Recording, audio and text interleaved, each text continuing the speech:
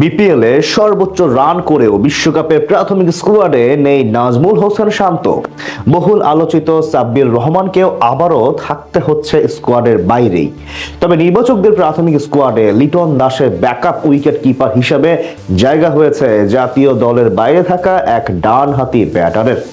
বিশ্বকাপের প্রাথমিক স্কোয়াড নিয়ে বাকিটা জানবো রিপোর্টে। দরজায় কড়া নাড়ছে সীমিত ওভারের ক্রিকেটের সবচেয়ে জমজমাট আসর টি-20 বিশ্বকাপ। এক মাস পর অনুষ্ঠিত হতে যাওয়া এই টুর্নামেন্টকে ঘিরে চলছে নানা আয়োজন। বেশ কয়েকটি দল ইতোমধ্যে বিশ্বকাপ স্কোয়াড ঘোষণা করলেও বিপিএল এর পারফরমেন্সের উপর ভিত্তি করে বিসিবি তাদের বিশ্বমঞ্চের স্কোয়াড প্রকাশ করবে বলে ধারণা করা হচ্ছে।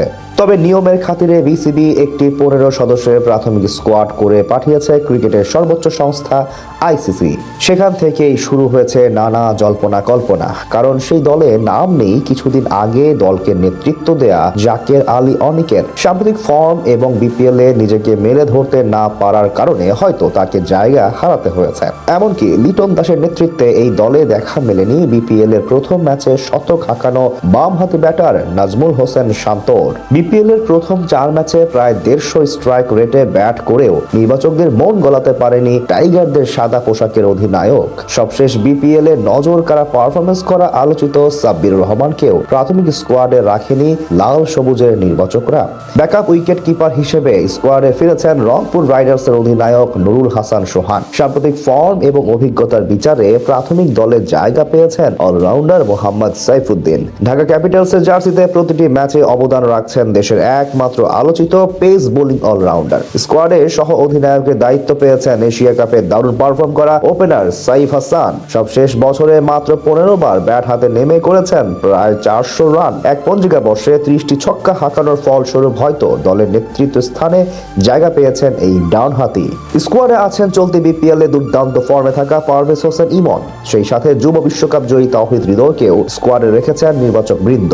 বিগ ব্যাশ ক্রিকেট লিগে অসাধারণ পারফরমেন্স করা রিশাদ হোসেন সহ একমাত্র স্পিন অলরাউন্ডার হিসেবে জায়গা পেয়েছেন শেখ মেহেদী হাসান। স্কোয়াডে স্পেশালিস্ট স্পিনার হিসেবে আছেন দলের নিয়মিত মুখ নাসুম আহমেদ। স্কোয়াডে ফিরেছেন চট্টগ্রামের জার্সিতে দারুণ এক সিজন শুরু করা বামহাতি পেসার শরীফুল ইসলাম। মাত্র 3 ম্যাচে 5 উইকেট এবং টি-20 ক্রিকেটে ওভার প্রতি গড়ে প্রায় 5 রান দেয়া এই বোলার হতে পারেন এই বিশ্বকাপের একটি আলোচিত নাম।